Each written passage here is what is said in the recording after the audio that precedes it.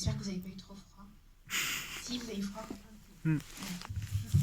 Désolée. Il faut qu'on renouvelle l'air en fait, donc on est obligé de laisser la clim pour des raisons de conditions sanitaires. Yacine, tu vas peut-être dire un petit mot pour te présenter. D'accord. D'accord. Alors en fait, oui, voilà. J'ai 34 ans, enfin je vais sur mes 34 ans et en fait j'ai un parcours un peu atypique parce que je suis venu au cinéma par la maison de jeunes d'Aubervilliers en fait, avec l'office municipal de la jeunesse d'Aubervilliers. Avant ça, dans la vraie vie, en fait, enfin je veux dire, je suis géomètre topographe. J'ai commencé à travailler très tôt sur les chantiers et je suis arrivé à un moment donné dans ma vie où j'avais l'impression pas de m'être fait avoir, mais excusez-moi, j'avais pas l'impression de m'être fait avoir, mais j'avais envie, comme j'ai commencé à très vite travailler à l'âge de 18 ans, j'avais envie de faire des choses qui me rapprocheraient en fait des gens de mon âge en fait. Et donc il y avait un atelier cinéma à Aubervilliers où c'était un ciné-club où petit à petit on faisait un court métrage et ça m'a beaucoup plu. Et donc j'ai commencé comme ça jusqu'à faire un, deux, trois courts métrages et être remarqué. Et ensuite passer au long métrage. Donc ça c'est un parcours un peu particulier et je pensais que c'était important de le dire en fait. Donc c'est mon premier long métrage et c'est un film que j'ai écrit. Voilà, j'ai voulu rester proche de mes émotions je sais qu'en voulant faire du cinéma, j'ai plutôt sacrifié pas mal de choses et je me suis retrouvé dans l'incapacité d'être indépendant en fait, par exemple de sortir du foyer familial, de me prendre en main et j'ai commencé à avoir des choses un peu mauvaises en moi et de frustration et du coup voilà, de bas étage est né comme ça en fait. Voilà, ça c'est le début. Voilà. Et alors moi, je voulais...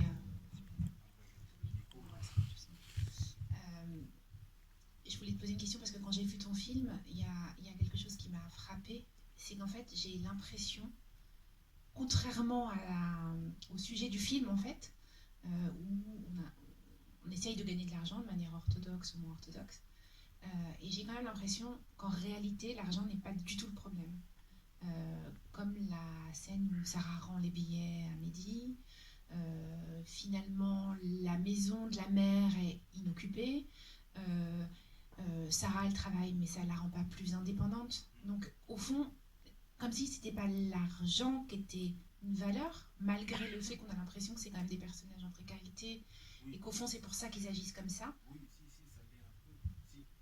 Si, en fait, ça l'est un peu, mais après, c'est pas ce à quoi s'attachent les personnages qui ont envie de s'en sortir. Ils ont plus envie d'être indépendants et de vivre par eux-mêmes. Par exemple, pour Sarah, c'est vrai que ça n'a jamais été un problème pour elle, l'argent, puisqu'elle vivait sous le même toit qu'un jeune voyou qui pouvait lui. À un moment dans le film, il lui dit ça n'a jamais été un problème pour toi, les vacances, en fait. On pouvait y aller quand on voulait en vacances. Mais il y a le sentiment d'être indépendant, de vouloir se ranger, de ne plus être dans une marginalité, parce que le crime, parfois, c'est de la marginalité. Et à un moment donné, il dit dans le film, mais je peux pas acheter, je peux pas louer, c'est compliqué. En fait, c'est plus un truc de rentrer dans le rang, en fait, et de s'assumer dans la maturité, en fait, ce qui n'est pas le cas de Mehdi pour le moment, en fait. Donc, c'est pas par l'argent, on est d'accord, qui réglera non, je pense pas. C'est autre chose qui le porte. Et sa colère, elle vient. Si, elle vient. C'est une frustration, en fait. C'est une frustration. Non, c'est plus. Je pense que le personnage que j'ai voulu décrire, c'est un personnage très orgueilleux. Donc après, forcément, quelqu'un qui est orgueilleux, n'importe quelle chose peut être une atteinte à sa personne, en fait. Donc quand on a un ego aussi fort que le sien, tout peut être atteinte. Une parole peut être blessante, une situation, et là c'est son cas, la situation qu'il vit est blessante. Donc oui. Mais peut-être que lui, même si on lui aurait mis de l'argent dans les mains, autant d'argent, peut-être qu'il s'en sortirait pas aussi bien, je sais pas. Je sais pas. Donc voilà. Et bon, c'était juste par ça que je voulais commencer, évoquer mon parcours qui est un peu particulier. Et peut-être dire que voilà, j'avais envie de raconter ce récit-là d'un homme qui est un peu empêché par la situation dans laquelle il est et aussi par son tempérament. Et donc ça me touchait. Et après, j'ai fait le lien un peu avec ce que j'ai pu connaître dans mon quartier. Je sais qu'il y avait un groupe qui était des perceurs de coffres.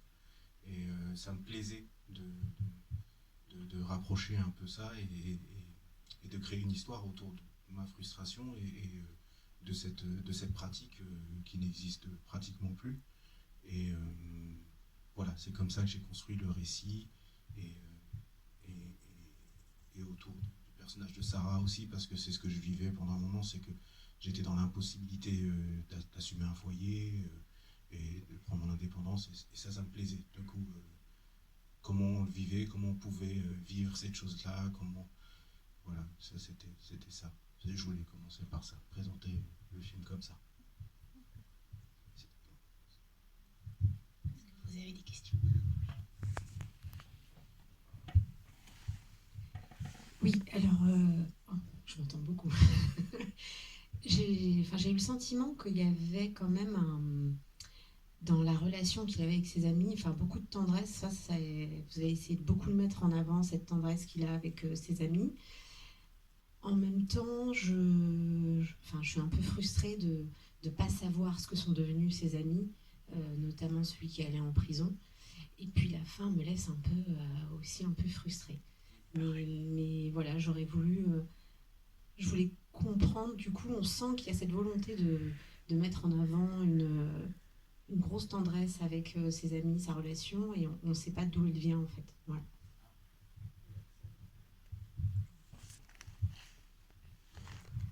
Alors oui, alors, moi j'avais envie de filmer un personnage un peu ambigu, c'est-à-dire oui, la tendresse pour moi c'est quelque chose, la pudeur, la tendresse, c'est des choses comme j'ai grandi dans le quartier que je filme, je sais que c'est quelque chose auquel j'ai j'ai été comment dire ça, euh, j'ai été témoin en fait, j'ai pu prendre cette tendresse. Il y a des moments comme ça parfois, euh, même si c'est dur, je sais qu'on les aime vraiment les gens, mais en même temps, il y a toute une situation qui fait que parfois on est lâche, et c'est ce que j'ai voulu montrer dans ce film. J'ai pas voulu montrer que de la tendresse ou des choses comme ça, je voulais montrer voilà, le fait est qu'il va pas revoir son ami qui est maintenant en prison.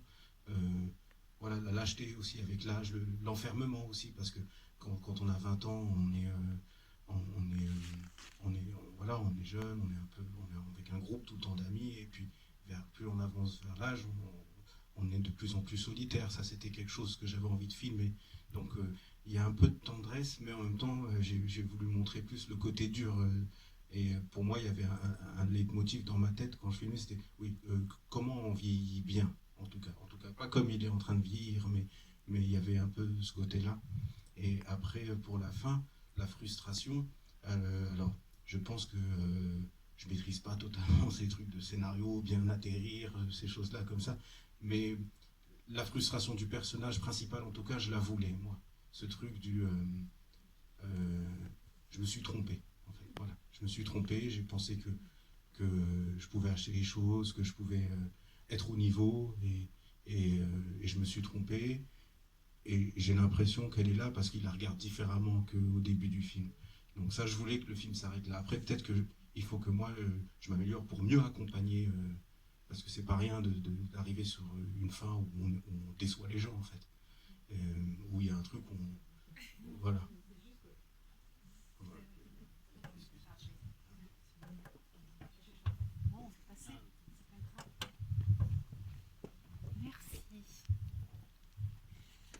Merci beaucoup pour ce long métrage. Moi, je rejoins un petit peu ce qu'elle disait. En fait, finalement, dans ce film, alors déjà, les personnages, je les trouve justes. Ils sont justes dans les rôles différents. Notamment, moi, je retrouve beaucoup de choses dans la vérité de cette grand-mère qui prend son petit-fils, qui lui parle, qui lui des mots kabyles. Enfin, moi, je suis d'origine kabyle, c'est exactement ce qu'on fait avec les petits. Donc, il y a beaucoup de justesse dans le jeu des acteurs. Il n'y a pas trop, il n'y a pas vas-y, je suis le gamin de la cité.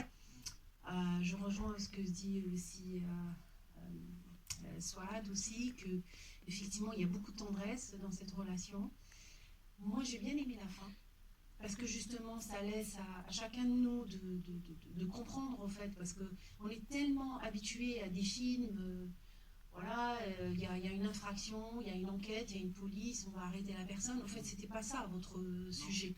Voilà, donc en fait le sujet est totalement ailleurs, et effectivement cette frustration de ce bonhomme voilà, qui pensait qu'avec l'argent il pouvait tout récupérer, c'est pas le cas. Par contre, moi j'ai une question. Comment vous avez fait pour le casting et pour convaincre un acteur comme ça de jouer dans votre film? C'est une bonne question. Merci. Alors pour Soufiane Guérab. Oui, parce que quand même. Oui, alors Soufiane Guérab, c'est un comédien qui a grandi pas trop loin de chez moi. Lui, il a grandi à Rosny-sous-Bois. Et c'est vrai que, alors je l'ai remarqué dans quelques films où qui a un très gros succès, des comédies populaires comme La vie scolaire de Grand Corps Madad et de Mehdi Edir. Je l'ai aussi remarqué dans Patient aussi qu'ils ont fait. Et il endossait toujours un rôle d'un personnage sympathique en fait. Et j'aimais bien ça. On l'a vu dans Lupin après aussi. Mais moi j'ai tourné avec lui avant Lupin en fait. En fait, dans les interviews qu'il donnait, bon, il avait un côté grave qui ne ressortait pas dans les films. Et donc je me suis dit, ça serait bien, parce que des fois j'aime bien m'amuser avec les comédiens, de leur donner des rôles à contre-emploi de ce qu'ils interprètent eux de ce qu'ils sont eux dans la vraie vie et de ce qu'ils interprètent au cinéma. Voilà, c'est bien de donner ça à un comédien, une autre palette différente. Alors il est très simple le garçon, moi je l'ai rencontré via son agent, parce que ça marche comme ça. Et je lui ai passé le scénario à lire. Et il n'a pas compris pourquoi on venait le chercher pour ça. Mais il a tout de suite accepté, parce qu'il disait, bon, ben, il a compris le jeu, il a dit, c'est vrai que j'ai jamais joué ça. C'est un personnage que je reconnais dans mon environnement. Je comprends cette chose, je vais essayer de le faire et de le reproduire comme ce que j'ai pu observer dans mon environnement, et comme on n'était pas si loin que ça, on observait un peu les mêmes moustiques en fait, cet orgueil, cette frustration, ce truc d'échouer parce que aussi ça vient de nous parfois, même si le déterminisme social est aussi présent, il ne faut pas le renier, mais aussi, je veux dire, il y a toujours moyen de moyenner dans la vie, et lui, il a plutôt bien moyenné sa vie, parce que lui aussi, il est autodidacte, il est parti de rien, il y a cru et il l'a fait. Mais voilà, on connaissait ce genre de personnes, et on savait que ça pouvait être en nous, parfois, cette frustration, donc il a accepté le rôle, il a dit, je veux bien le faire parce que je vois de quoi ça parle. Et après, la petite histoire, ça l'a fait beaucoup rire. Parce que je lui ai dit, mais quand même, t'as pas peur de faire un film comme ça? En plus, c'est mon premier film, c'est ton premier rôle au cinéma. T'as pas peur de faire un film comme ça, ou un peu noir et tout, et puis même que ça soit nul, on sait jamais. Il me dit, non, ça l'a fait beaucoup rire que j'étais sur les chantiers avant. Et donc il a dit, mais si je le fais pas avec un mec comme toi, avec qui je veux le faire? Je veux dire, si c'est une blague, alors autant aller jusqu'au bout. Donc ça s'est bien fait. Et pour Souheila Yacoub aussi, alors Souheila Yacoub c'était un peu plus simple parce qu'elle était habituée, c'est une comédienne qui a fait du théâtre, qui est habituée aussi à tourner avec des réalisateurs, mais plus du côté auteur. Elle a tourné avec Gaspard Noé, avec Philippe Garrel, donc ce jeu-là de temps mort, de jeu de regard, des choses comme ça, elle avait plus l'habitude de ça que Soufiane, qu'il fallait plutôt tempérer, c'est-à-dire que comme il est dans des comédies, il aime beaucoup jouer et tout, donc là j'ai dit non, écoute, c'est pas le style de la maison, il faut vraiment que tu baisses le ton, quoi, que tu deviens plus grave. Et Souheila, c'était plus simple. Et pour les autres, Mbarek et Thibaut, ne sont pas des comédiens professionnels, mais qui ont déjà eu des expériences au cinéma. Mais voilà, ce sont des habitants d'Aubervilliers aussi. Mbarek a fréquenté comme moi les maisons de jeunes de quartier, et il a été remarqué par d'autres réalisateurs. On a tourné déjà ensemble, mais dans la vraie vie, Mbarek il travaillait à Carglass en fait, donc et Thibaut il est barman, voilà. Et voilà, ça s'est fait comme ça pour le casting, très simple au final. Mais parce qu'on vient du même environnement, donc on voit de quoi on parle, qu'est-ce on aimerait toucher. Voilà. Je vous en prie.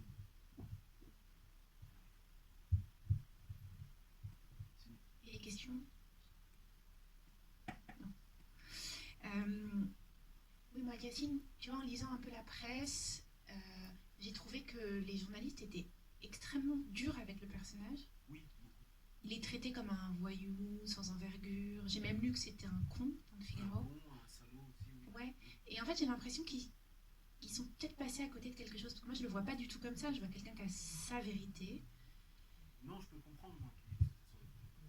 Moi, je l'ai pas mal pris parce que même moi, des fois, j'ai envie de le secouer, le personnage principal. Après, en tant que cinéaste et donc la tendresse ou l'acceptation des gens, la compréhension des gens, je peux pas l'ostraciser plus qu'il ne l'est dans le film. Et je me dis, mais c'est l'époque qui veut ça.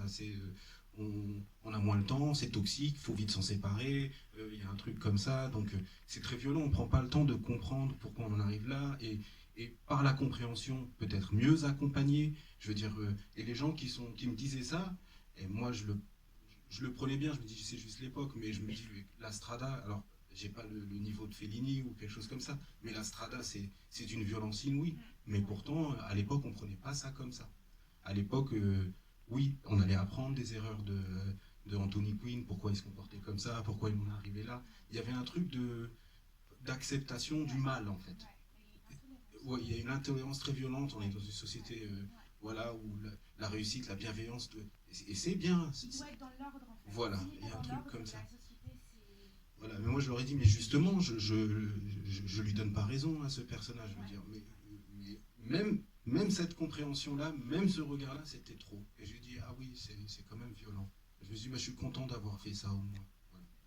Et juste en parlant d'époque, il n'est pas très MeToo non plus, ce personnage. Bah, comment oui, comment ça a été reçu?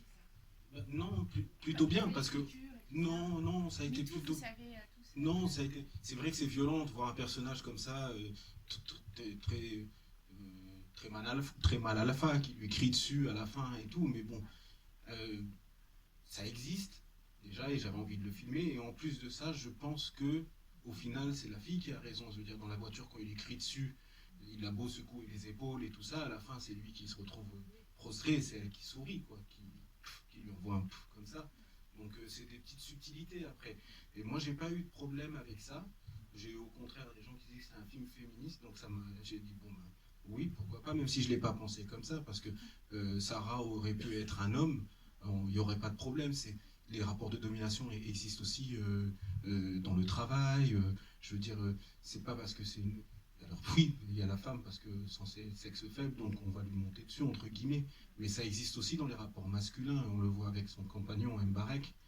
Donc moi j'ai pas pensé à ça, féministe pas. J'ai pensé juste à ce moment-là, il y avait quelqu'un qui était plutôt toxique dans la relation, mais on aurait pu travailler sur le contraire. Et ça devient intéressant sur une femme qui est peut-être plus toxique envers son mari, mais c'est de moins en moins fréquent. C'est moins fréquent dans la société parce que la place n'est pas la même. Et puis bon, en tout cas, j'ai pas eu de soucis avec ça, avec MeToo, des choses comme ça. Et ça, j'en suis content, mais en même temps, s'il y avait un souci, bon, écoutez, c'est ce genre de situation, je l'ai bien en tête et je l'ai vécu, peut-être pas personnellement, mais je l'ai vu, je veux dire, je l'ai vu. Donc, je suis bien avec moi-même, en fait, voilà. Et tant que je donne pas raison à ce mec-là, ça c'est ça l'important, c'est de pas donner raison. Même si on a envie de suivre un personnage comme ça pour essayer de le comprendre, c'est pas de donner raison à cette folie, en fait. C'est essayer de la mettre devant un miroir pour qu'on puisse se remettre en question, en fait. Et bon, voilà. Non, j'ai pas eu de soucis. Pas eu de soucis.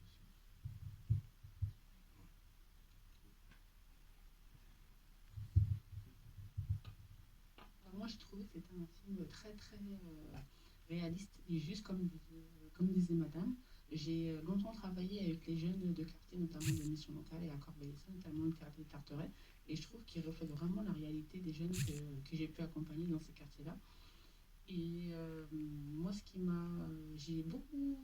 Contrairement à soi, moi, j'ai beaucoup apprécié la fin, parce que justement, ça laisse l'imaginaire à chacun d'entre nous pour savoir voilà, la suite. Mbarek, qu'est-ce qu'il est devenu, est-ce qu'il est sorti de prison après, comme le pensait Mehdi, est-ce qu'ils ont pu se ranger, etc. Donc, moi, justement, je trouve que laisser l'imaginaire aujourd'hui, je trouve ça, en tout cas, assez sympathique, parce que chacun peut inventer. Enfin, planifier la fin qu'il souhaite planifier, même si elle peut être différente complètement de celle des autres. Et ma question m'a porté sur le rôle, enfin l'échec que faisait porter Mehdi à sa mère. À un moment donné, quand tu lui as reproché de ne pas être retourné justement en Algérie dans la maison qu'il avait achetée, est-ce que c'était volontaire? Parce que moi, ce que j'ai remarqué de la part des jeunes, c'est qu'on aussi qu'on rejette la faute sur les autres pour pas justement regarder ses propres erreurs. Est-ce que ça, c'est quelque chose qui est évolué, en tout cas par rapport à l'échec amoureux? Pas forcément le reste, parce que sur le reste, j'ai pas trouvé s'il se remettait en cause. C'est vrai qu'il y a pas mal de moments de temps mort où on sent qu'il réfléchit, on sent qu'il entend ce que les autres lui ont répondu, mais voilà, qu'il est en pleine réflexion.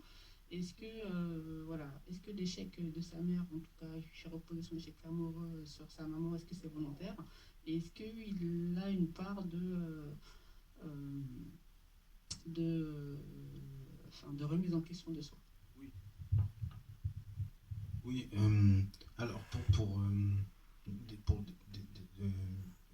ce que vous disiez sur ça laisse la place au spectateur de se faire son avis. Pour moi, c'était très important de penser le film comme ça, c'est-à-dire même dans la mise en scène, de ne pas mettre de musique, parce qu'il n'y a pas de musique dans le film. Pour moi, c'était important pour ne pas accompagner trop le spectateur dans les émotions, ou de l'aiguiller un peu trop. Alors, je ne sais pas si je referai la même chose comme ça, parce que c'est quand même, c'est raide, hein, quand même. Donc, parfois aussi, on a besoin de petits bonbons et de plaisir au cinéma, et puis là, c'était un peu raide. Mais c'est vrai que moi, quand je vais en salle, j'aime bien avoir l'espace, qu'on m'envahit pas trop, qu'on m'explique pas trop le film, que je puisse me faire ma propre projection sur ce qui se passe. J'aime pas quand les personnages pleurent beaucoup. J'aime pas quand c'est trop. J'aime bien parce que des fois, moi j'appelle le cinéaste, il a pris un peu trop la confiance avec moi. Voilà, comme si j'étais tout de suite son ami. Voilà, j'aime bien cette distance. C'est important pour moi, et notamment sur la fin. Et voilà, le spectateur est maître de penser ça, c'est important. Et concernant la remise en question, le fait est qu'il rejette la faute sur sa mère, je, je, lui, il le pense parce qu'il est dans une situation d'échec. En plus, cette scène, elle intervient juste après cette longue scène en voiture où il la met dehors.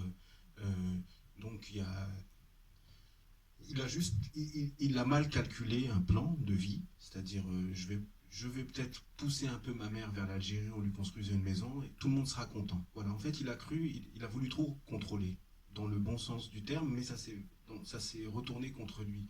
Il a été victime d'un mauvais calcul de sa part, et du coup, à partir de là, oui, maintenant il remet la faute sur Sarah, sur sa mère, et ça, c'est quelque chose que j'ai pu voir naître en moi quand ça n'allait pas. C'est-à-dire, même, voilà, des fois ça marche pas, je me dis mais c'est de la faute de lui, c'est de sa faute à ça, alors que c'est juste mon calcul qui n'a pas été bon, et du coup, peut-être qu'il y a de la faute aux gens, mais il faut que j'arrive à dribbler ces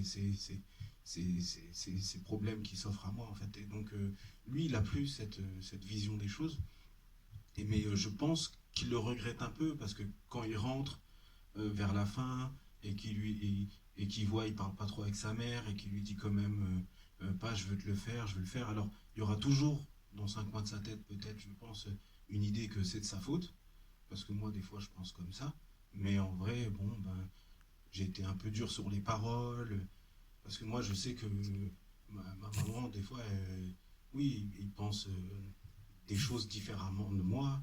Des fois ça m'oriente trop, par exemple sur le choix des études des enfants, par exemple, sur le choix d'investir, par exemple, au bled, alors qu'ici, on aurait pu investir là. En fait, c'est des choix, des fois, qui ont du mal à passer pour moi, qui ai grandi ici, qui, au final, seront des lacunes pour nous, en fait.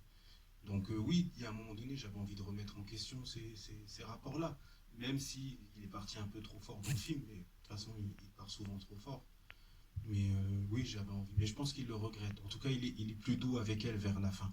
D'ailleurs, il repart avec elle au marché. Il essaye d'être un bon fils, il n'arrive juste pas. C'est comme avec Sarah, il essaye d'être un bon mari, mais il n'y arrive pas. Et voilà, après. Et je pense pas que ce soit que des questions d'argent, c'est aussi des questions d'orgueil. Et c'est pour ça que j'avais mis pour moi un personnage, le personnage du frère de Mbarek, qui lui, il n'a pas envie de dominer la beauté, il vit pour la beauté, c'est-à-dire ce chien se braque de Weimar comme ça dans le film. On peut aussi vivre pour les choses, on n'a pas besoin de les dominer les choses. Donc bon, voilà, c'est